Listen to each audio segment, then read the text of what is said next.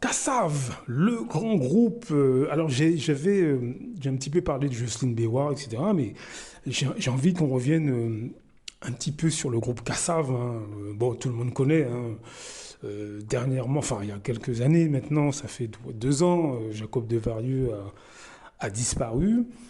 Mais ce qui ressort avec Kassav, au-delà de la musique, bah, ils ont redonné quand même une voix à la musique caribéenne, notamment Martinique, Guadeloupe, etc. Alors je dis etc. parce qu'on oublie aussi qu'il y a eu la Dominique, hein, il y a eu le zouk et tout ça. Il y a des antécédents, hein, il y a des groupes comme les Gramax de la Dominique, la rythmique. C'était un mélange un peu de ce qu'on entendait à la Dominique et de ce qu'on entendait en Martinique, Guadeloupe. Donc, Cassa va un petit peu synthétiser tout ça et a donné une voix aux Martiniquais, Guadeloupéens et aux Africains aussi, parce que Kassav, Jacob Devarieux a grandi en Afrique, donc il avait évidemment un son reconnaissable entre mille.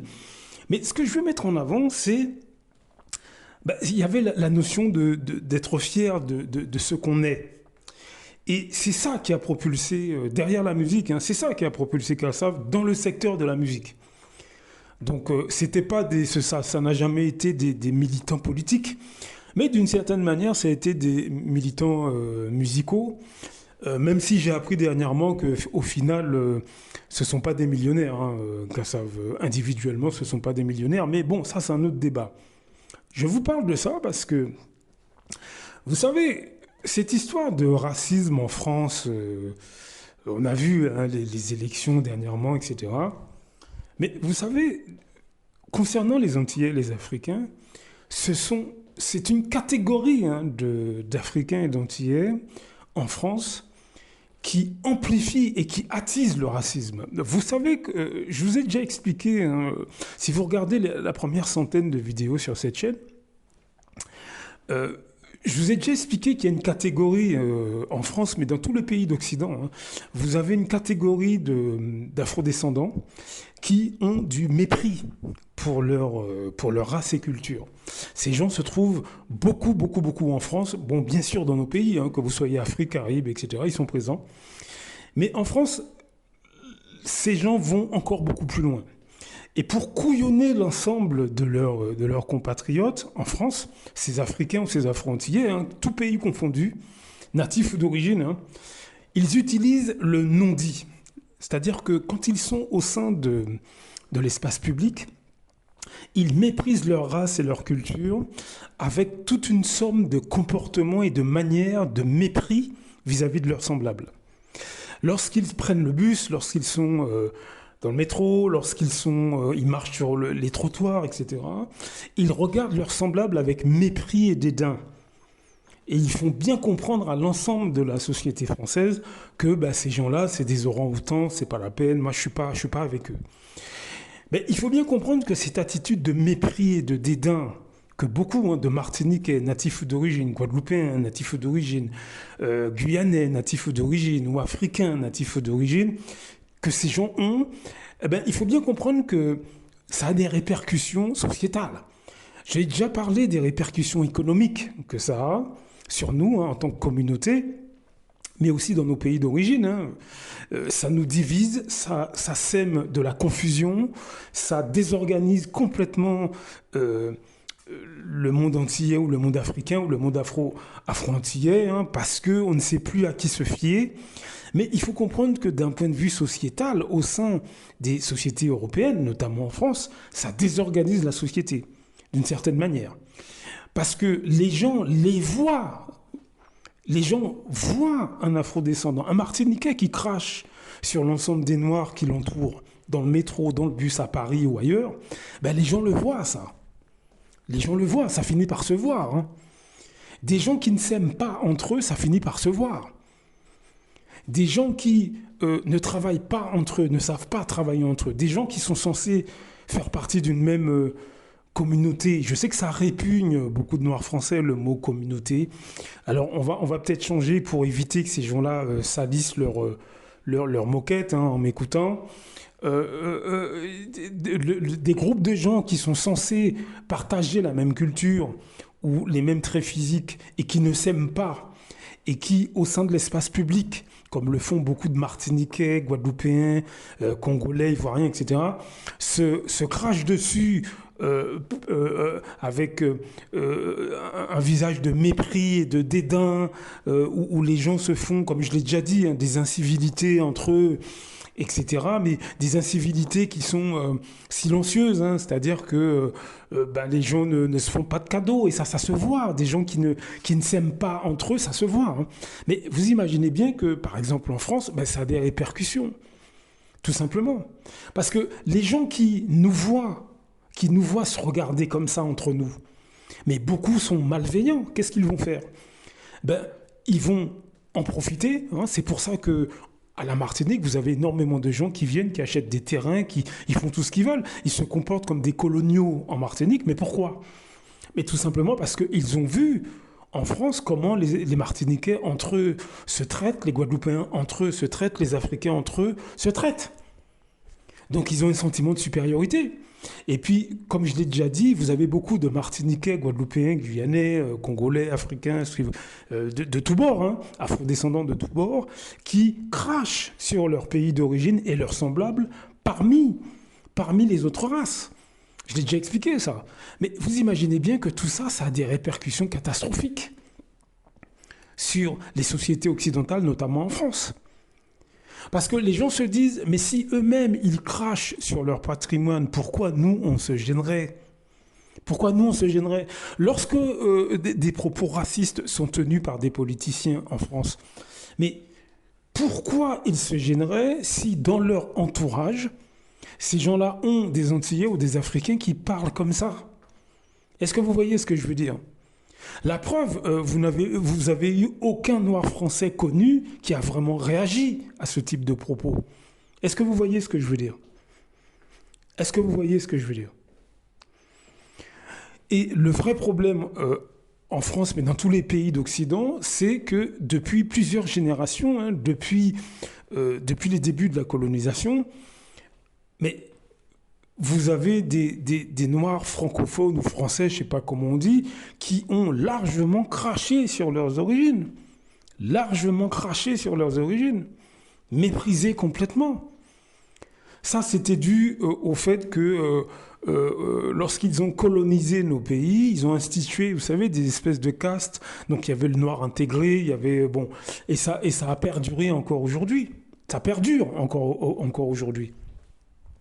Donc prenez bien conscience que ce qui se passe par exemple en France, mais dans nos pays d'origine, c'est largement la faute de ces afrodescendants, Afrique, Caraïbes et consorts, hein, qui en 2025 continuent à mépriser, cracher sur leur race, et ils le font avec tout un langage de mépris et de dédain et de dégoût.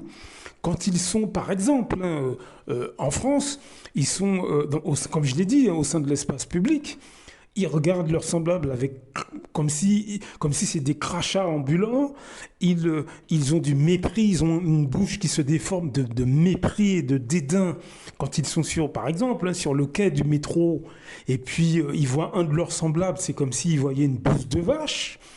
Vous avez énormément de femmes martiniquaises, guadeloupéennes, camerounaises, congolaises, etc., natives ou d'origine, qui lorsqu'elles voient un homme noir, c'est comme si elles voyaient un espèce de chimpanzé ou un gorille en liberté devant elles. Vous avez énormément d'hommes noirs français, africains ou caraïbéens qui sont prêts à littéralement poignarder un autre homme noir dès qu'ils en voient un pratiquement qui les croise sur les trottoirs. Mais vous imaginez bien que tous ces comportements de dédain, de dégoût et de crachat mutuel, mais vous imaginez bien que les gens le voient. Vous imaginez quand même pas que personne ne voit rien. Est-ce que vous voyez ce que je veux dire ? Et puis si vous ajoutez à ça des femmes noires, Afrique, Caraïbes et consorts qui veulent absolument être claires de peau et qui se foutent des cheveux qui ont été récupérés en Inde sur la tête d'autres personnes, et elles se foutent ça sur la tête. Mais, mais vous imaginez bien que ça a de lourdes répercussions sociétales. De lourdes répercussions sociétales, comme je l'ai déjà dit, économiques, politiques et socioculturelles. Vous imaginez tout de même pas que lorsque, et j'en ai déjà parlé sur cette chaîne, lorsque des femmes noires ou des hommes noirs font des vidéos pour dire que l'homme ou la femme noire, c'est à jeter à la poubelle, donc c'est vu par je ne sais pas combien de personnes, vous n'imaginez pas une seule seconde que ça n'a aucune répercussion à aucun niveau. Parce que si c'est ce que vous pensez, je crois que là, il faut revoir votre copie, vous vous mettez un doigt dans l'œil. Est-ce que vous comprenez ce que je vais vous dire? Vous imaginez pas une demi-seconde que lorsqu'on montre, par exemple, bon, on sait bien que c'est manipulé, hein, mais lorsqu'on montre des Noirs, par exemple, dans les clips vidéo qui se tuent entre eux, ou bien des femmes noires en culotte qui dansent sur les voitures, donc ces vidéos sont vues par des millions de gens. Mais vous imaginez bien que ça a des répercussions. J'espère que vous imaginez pas que non, la vie continue et puis tout va bien. Les gens le voient, ça. Des millions de gens le voient, en France comme ailleurs. Mais quand vous êtes au travail, ces gens qui ont vu ces vidéos, ces gens qui ont vu ces Martiniquais, ces Guadeloupéens, ces Guyanais, ces Camerounais, ces Congolais, se cracher entre eux dans le métro, dans le bus. Parce qu'en plus, ces gens, dans leur vie privée, ils côtoient sûrement des Antillais ou des Africains qui leur disent les Antilles ou l'Afrique, c'est à jeter à la poubelle, là-bas il n'y a rien, c'est tous une bande de cons, ils savent à peine lire et écrire. Parce que 50 à 60% des Noirs français, je vous assure, d'après mes observations, c'est ce qu'ils font dans la sphère privée. Je dis bien dans la sphère privée. Donc vous imaginez, vous êtes quelqu'un, vous êtes, j'en sais rien moi, un blanc, un arabe, un chinois. Vous côtoyez des Martiniquais, des Guadeloupéens, des Antillais, des Africains dans votre vie privée. Ils parlent comme ça. Ils ont ce type de propos. Vous prenez le métro, vous prenez le bus. Vous voyez tous les jours des Noirs entre eux qui se crachent dessus avec des regards méprisants, des mots de dégoût ou bien une indifférence arrogante. Parce que l'indifférence peut être arrogante. Hein. C'est ce que font beaucoup de Martiniquais, Guadeloupéens, Antillais, Africains, Camerounais, Congolais. C'est ce que vous voulez, hein, quand ils sont au sein de l'espace public. Je dis bien. Hein. Parce que, comme je l'ai déjà dit, il y a deux volets. Il y a l'espace privé, où beaucoup de Noirs français crachent sur leurs origines, auprès des autres communautés, auprès des membres des autres communautés. Et vous avez l'espace public, où là, ils adoptent une autre stratégie, comme je le dis dans cet audio. Ils utilisent le non-dit, c'est-à-dire leur comportement, leur visage de dégoût, de mépris, un langage corporel je te crache dessus, mais uniquement vis-à-vis de leurs semblables. Mais vous imaginez bien, si vous êtes un Européen, un Arabe, un Chinois, etc., vous êtes dans un contexte comme ça. Mais qu'est-ce que vous allez penser? Vous allez vous dire, si eux, entre eux, ils n'en ont rien à foutre entre eux, pourquoi moi finalement, je défendrais quelque chose, déjà d'une. Si vous êtes déjà un peu négrophobe, un peu méprisant vis-à-vis des afrodescendants, vous allez vous dire, si eux-mêmes vomissent dessus, c'est que quelque part, on a raison de les mépriser. Puisque entre eux-mêmes, ils se vomissent dessus. Si vous êtes en plus de ça cupide, vous vous dites, s'ils se crachent dessus entre eux, je vais en Martinique, je fais ce que je veux, et c'est ce qui se passe. Ou je vais en Afrique, je vais être traité comme un roi. Puisque en plus de ça, vous voyez des afrodescendants qui vous cirent les pompes au quotidien. Parce que c'est Martiniquais, c'est Guadeloupéens, c'est Guyanais, c'est Congolais, c'est Ivoiriens, c'est Camerounais, etc. Non seulement ils crachent sur leurs semblables avec les techniques que je viens d'expliquer, mais en plus, ils cirent les pompes des membres des autres communautés. La tête de liste, c'est l'Européen ou l'Européenne. Ils sont à quatre pattes. Est-ce que vous voyez? Donc, imaginez, vous êtes quelqu'un qui assiste à tout ça. Mais ça va être quoi votre réaction d'après vous? Moi, je vous laisse réfléchir, je vous laisse répondre. Ça va être quoi? Réfléchissez. Blaf. À très bientôt.